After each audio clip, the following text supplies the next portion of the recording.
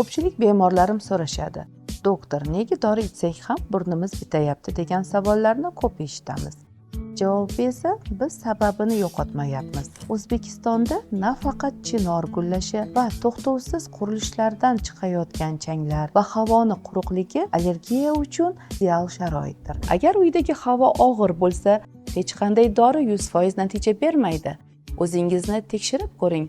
Faqat ertalab burun bitishi, doimiy charchoq yoki tozalashdan bir kun o'tib paydo bo'ladigan chang bu sizni organizmingizga shunchaki filtr bo'lib ishlashdan charchagan degan ma'noni beradi. Men bu yerda faqat dorilarni emas, balki Laretto tozalash tizimlarini ham maslahat bermoqchiman. Mana bunday tizimlar havoni ham tozalaydi, ham namlantirib turadi. Bu burun shilliq qavatini qurib qolishidan asruvchi juda ham yaxshi vosita hisoblanadi. Ultrabinafsha nurlari ortiqcha bakteriyalarni yo'q qiladi va ionlashtirilgan havo esa demak sizga jonlanish hissini yana ham kuchaytirib beradi. Bu sog'lom uyqu uchun juda ham zarurdir. Siz o'zingizni salomatligingizni tasodifiy havoga ishonmang. Toza havodan nafas oling va o'z salomatligingizni asrang.